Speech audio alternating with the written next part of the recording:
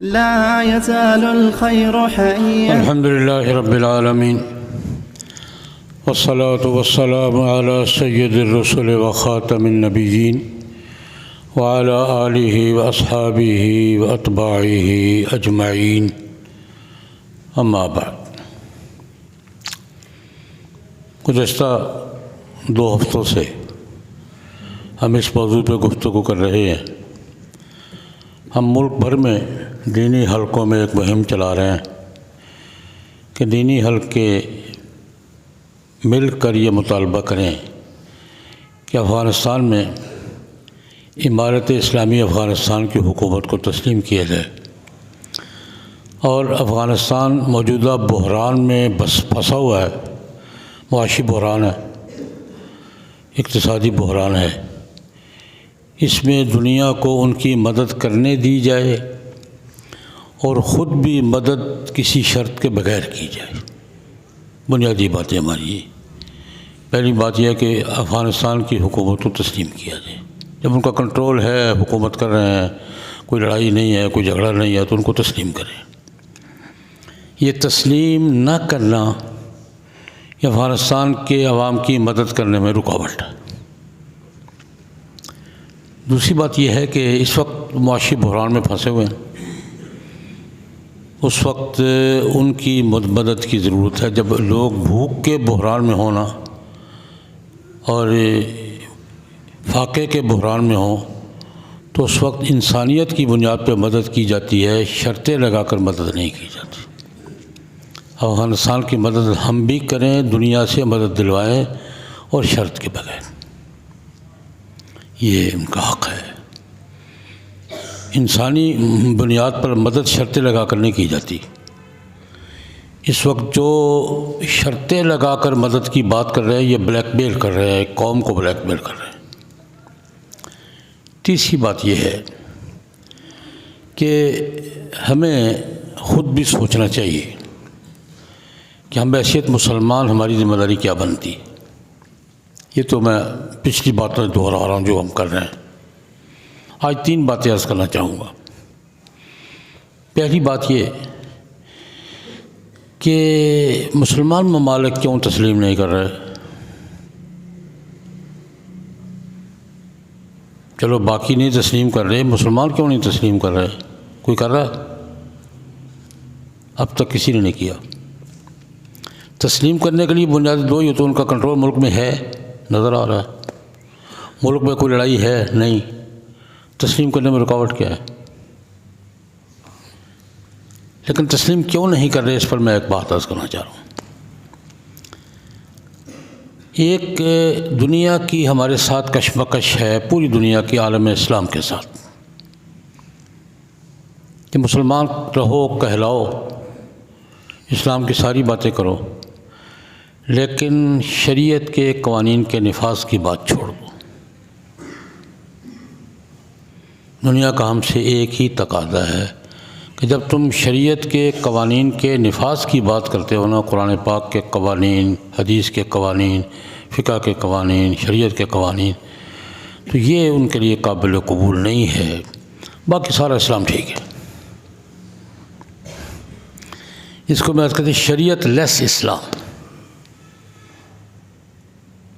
مغرب اسلام کو برداشت کرنے کو تیار ہے بشرطے کہ اسلام شریعت لیس ہو.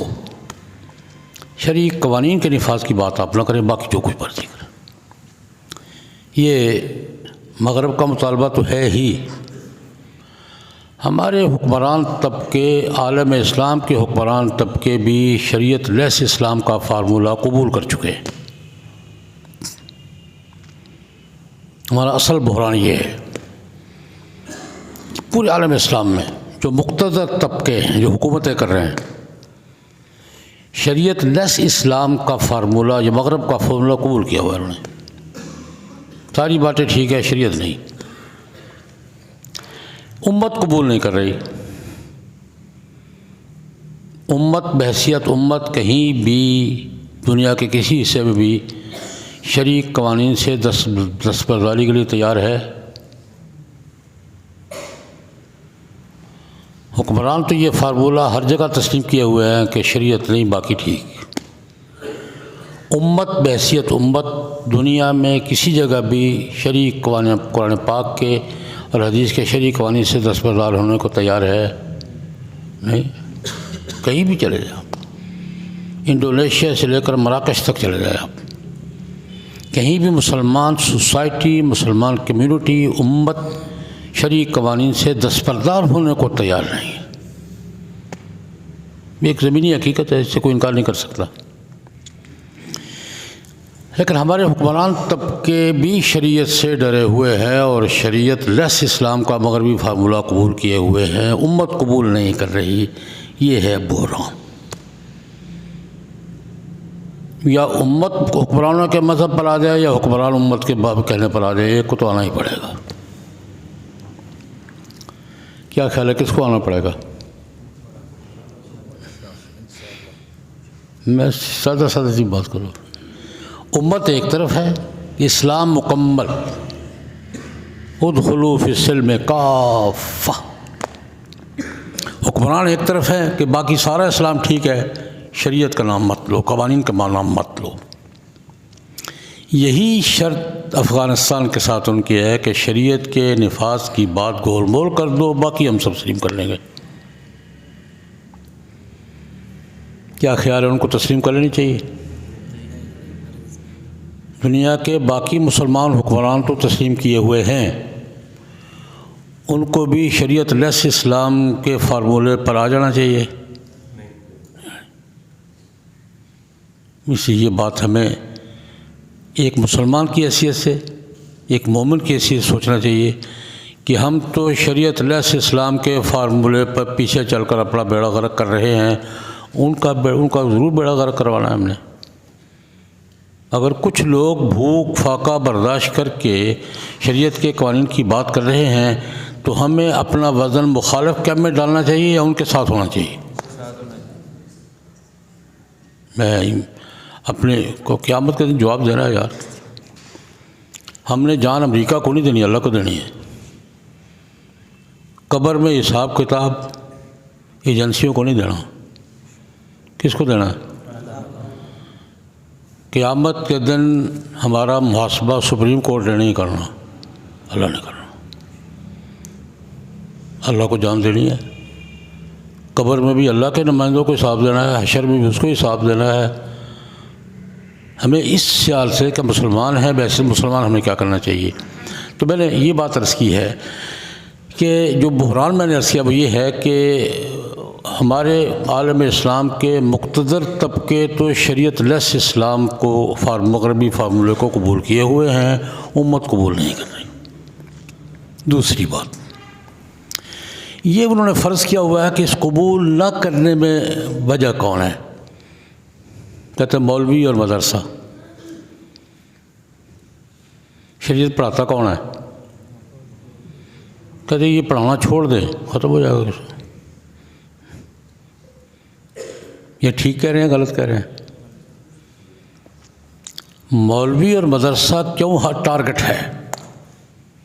میں آپ سے آج ہم بھی مغرب کے پادری کی طرح اس نئے نظام میں ایڈجسٹ ہو جائے، پادری سے زیادہ عزت ملے گی ہمیں، زیادہ کوٹھیاں ملیں گی، زیادہ کاریں ملیں گی، زیادہ مراعات ملیں گی، فادر کہلائیں گے ہم. تیار ہیں؟ مغرب میں مسیحیت کے پادری نے یہ کردار قبول ٹھیک ہے، جس طرح رسول ہو کہ کہو گے ویسے رہیں گے.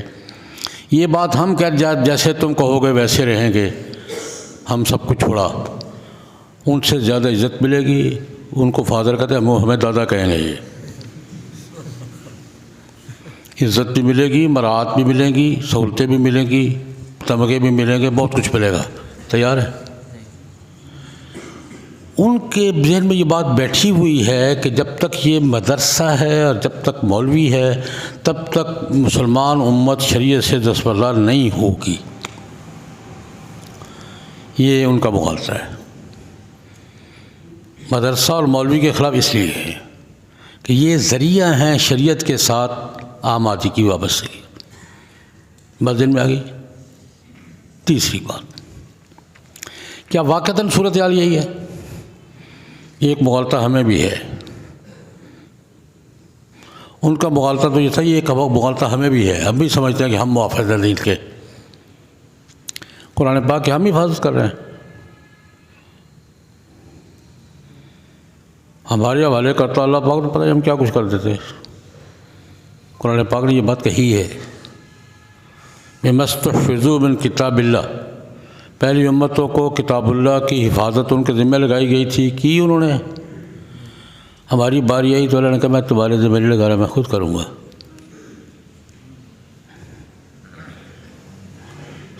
فرق سمجھ میں آیا ہے؟ پہلی امتوں کو کتابیں دی تھی کہ مَسْتُحْفِظُوا مِن کتاب اللہ کا پڑھو بھی، عمل بھی کرو، حفاظت بھی کرو، کر لی۔ ہماری باری آئی تو اللہ پاک نے ہمارے ذمہ لگائی ہے، یہ کہا میں کروں گا۔ اِنَّا نَحْنُ نَزَّلْنَا الذِّكْرَ وَإِنَّا لَهُ لَحَافِظُونَ کا حکمت یہی ہے، اللہ کہا تمہارے حوالے نہیں کر رہا ہوں، میں کروں گا۔ اور کر رہا ہے کہ نہیں کر رہا؟ ہم کر رہے ہیں کہ وہ کر رہے ہیں؟ ہم پر تو اللہ کی اتنی مہربانی کافی ہے کہ ہمیں بطور ذریعہ استعمال کر رہا ہے، ہمیں خوش ہونا چاہیے۔ میں یہ نہیں کہہ رہا کہ ہم بالکل کچھ نہیں کر رہے ہیں لیکن بطور سبب کے ہماری سعادت مندی کی بات ہے کہ اللہ پاک ہمیں اپنی کتاب کی حفاظت میں بطور ذریعہ استعمال کر رہے ہیں، لیکن ہم حفاظت نہیں کر رہے۔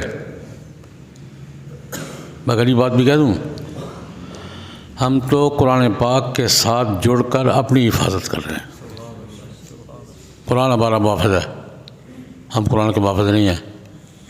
سمندر میں ڈوب رہا ہوا آدمی کشتی پہ ہاتھ پڑ جائے تو اس نے کشتی کو بچایا ہے کہ کشتی نے اس کو بچایا ہے؟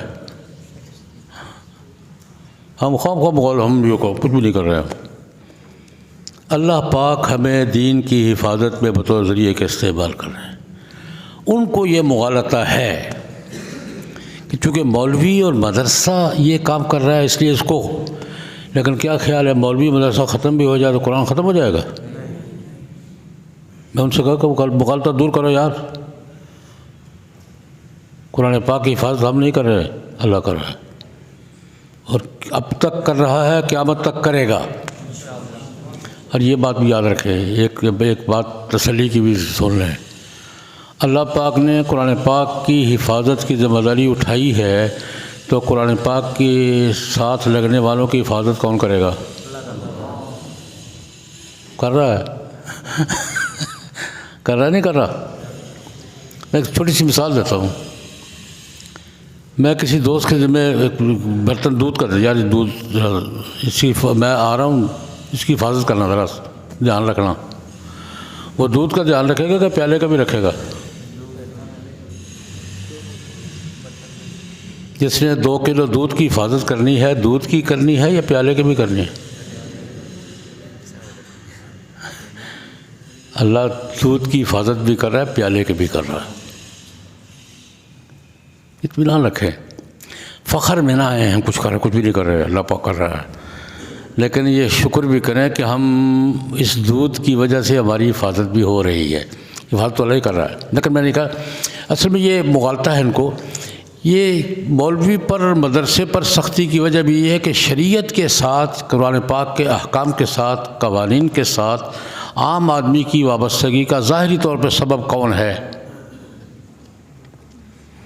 ایک عام آدمی شریعت کے احکام سے وابستہ ہے، قرآن پاک کے قوانین کو سمجھتا ہے، حدیث کو سمجھتا ہے، تو اس کا ظاہری سبب کون ہے؟ مدرسہ ہے، مولوی ہے۔ اللہ پاک ہمیں اپنے اس کردار پہ قائم رکھے۔ ایک بات اور عرض کرنا چاہتا ہوں، اس فضا میں یہ عرض کر کہ ہمیں اپنے یہ حقائق سامنے رکھنے چاہیے، اور قبر کا حساب کتاب اور حشر کا حساب کتاب سامنے رکھ کر اپنا کردار طے کرنا چاہیے۔ دنیا آنی جانی شے ہے،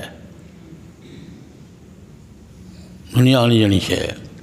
ان حالات پہ تیسری اور آخری بات عرض کرنا چاہ رہا ہوں، اس وقت افغانستان کے مسلمان بھائی مصیبت میں ہیں۔ بھائی مصیبت میں تو کیا کرتا ہے آدمی؟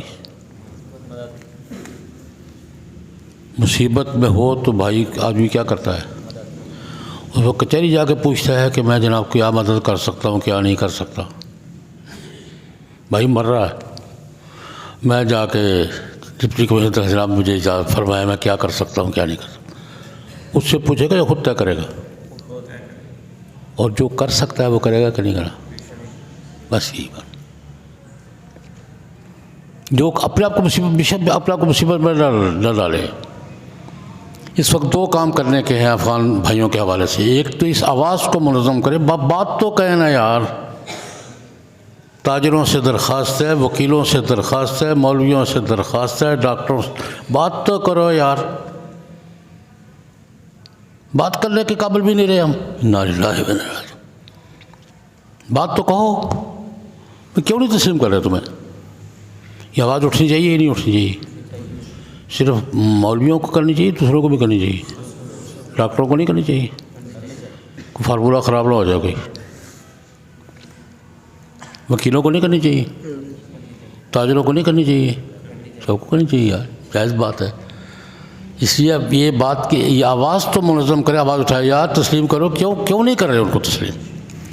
اور مدد کی بات میں پھر ایک عرض کا آخری بات عرض کروں گا، مدد کے لیے ضرور اپنے ہمارا ماحول دیکھیں، خود کو کسی خطرے میں ڈالے بغیر، میں یہ نہیں کہتا کہ آپ کود پڑے اور آپ وہ مدد بعد میں پہنچے آپ پہلے پکڑے ہوئے ہو یہ میں نہیں کہتا، لیکن ہم کسی مظلوم بھائی کی مدد کے لیے جب راستے تلاش کرتے ہیں تو کبھی ایسا ہوا ہے کہ میں راستہ نہ ملا ہو؟ ہم کسی کی مدد کرنا چاہیں دل سے، بظاہری راستے نظر نہ آتے ہوں، تو ہم مدد کرنا چاہیں تو راستہ تلاش کر لیتے ہیں یا نہیں کر لیتے؟ بس میری آخری درخواست ہے، اپنے دل سے پوچھیں میں کیا کر سکتا ہوں، اپنے آپ کو بچا کر کیا کر سکتا۔ چلو میں یہ نہیں کہوں اپنے آپ کو خطرے میں مت ڈالیں، قانون کے دائرے میں رہیں، اخلاقیات کے دائرے میں رہیں، مسلمات کے دائرے میں رہیں، لیکن ساری پابندیاں کرتے ہوئے، سب قانونی دائروں کو احترام کرتے ہوئے جو کر سکتے ہیں وہ تو کریں، یا کریں گے یا نہیں کریں گے؟ سب طبقوں سے میری درخواست ہے کہ جو ہم کرتے ہیں وہ تو کریں، آواز اٹھائیں، مدد کی کوئی راستہ، جائز راستہ، قانونی راستہ، جائز راستہ جو بھی ہے اختیار کریں۔ بھائی مر رہے ہیں ہمارے، مصیبت میں ہیں، آزمائش میں ہیں، ہمیں اس وقت میں پھر وہ حدیث دہراؤں گا، نبی کریم صلی اللہ علیہ وسلم کا ارشاد گرامی ہے، المسلم اخو المسلم لا یظلمہ ولا یسلمہ، مسلمان کا بھائی ہے، اپنے مسلمان بھائی پر نہ خود ظلم کرتا ہے نہ کسی کو کرنے دیتا ہے، لا یظلمہ، خود بھی ظلم نہیں کرتا، ولا یسلمہ، کسی اور کے حوالے بھی نہیں کرتا کہ جو مرضی کرو، میرا کوئی تعلق نہیں، ہمارا تعلق ہے، افغان بھائیوں کے ساتھ ہمارا دین کا تعلق ہے، تہذیب کا تعلق ہے، علاقے کا تعلق ہے، بھائی ہونے کا تعلق ہے، ہمیں کچھ نہ کچھ ضرور کرنا چاہیے۔ اللہ پاک ہم سب کو توفیق عطا فرمائے۔ اللہم صلی علی سیدنا